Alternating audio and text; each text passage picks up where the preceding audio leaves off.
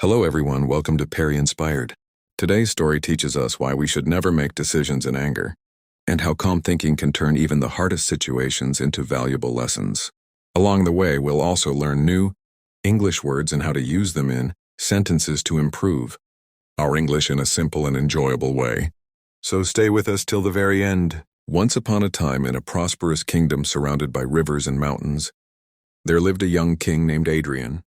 He had recently taken the throne after his father's death and was determined to make his kingdom stronger and more advanced than ever before.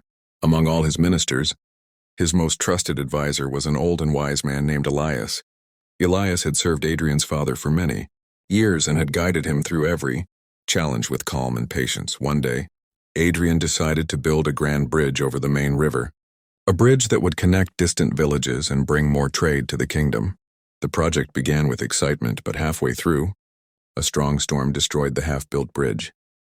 The workers blamed Elias, saying he had advised them to start construction too early in the season. Hearing this, King Adrian's temper flared. He stormed into the hall shouting, "You've failed me, Elias. Because of your mistake, our work and gold are lost." Elias tried to explain that it wasn't his decision alone, and that nature had played its part. But the young king, filled with frustration, refused to listen. In his anger, he ordered, "Leave the palace immediately. I don't ever want to see you again." Without a word, Elias bowed and left the palace. He settled in a quiet village by the forest and began a simple life as a teacher to the local children. The villagers soon grew fond of him, calling him the wise elder. Meanwhile, back in the capital, things started to go wrong. The river flooded again, the construction workers quit, and merchants refused to bring their goods without a safe crossing. Even small problems became big ones. One evening, standing by the broken bridge, Adrian remembered Elias's calm words. "A wise man doesn't shout at the storm. He waits until it passes." Filled with regret, the king decided to find Elias and bring him back. He sent messengers across every village, but no one could tell exactly where Elias had gone. So Adrian thought of a plan. He sent a sealed letter and a wooden box to every village chief, with the message, "Return this box filled with wisdom within 10 days, or fill it with gold instead." When the letter reached Elias's village, the people panicked. "How can we fill a box with wisdom?" they cried. "And we don't have gold."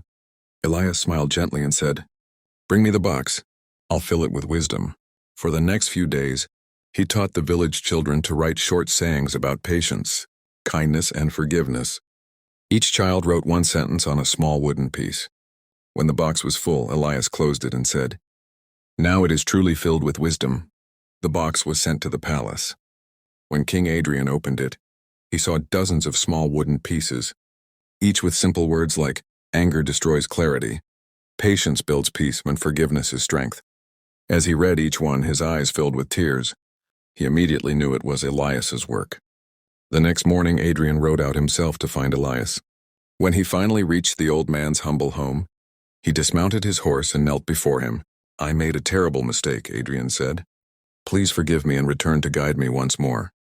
Elias placed a hand on his shoulder and said softly, "The storm has passed, my king. Now you are ready to lead with wisdom. So what did we learn today? First, never make decisions when you're angry. Strong emotions can cloud your mind. Second, take time to calm yourself. A peaceful mind finds better solutions. And third, and true wisdom often comes from patience, forgiveness, and reflection. And of course, we learned new words today, like clarity, forgiveness, and reflection. Try making sentences with them. That's how you'll remember and improve your English. Thank you for watching Peri Inspired. Keep listening, keep learning, and keep growing. Don't forget to like, share, and comment how this story helped you. And I'll see you in the next one.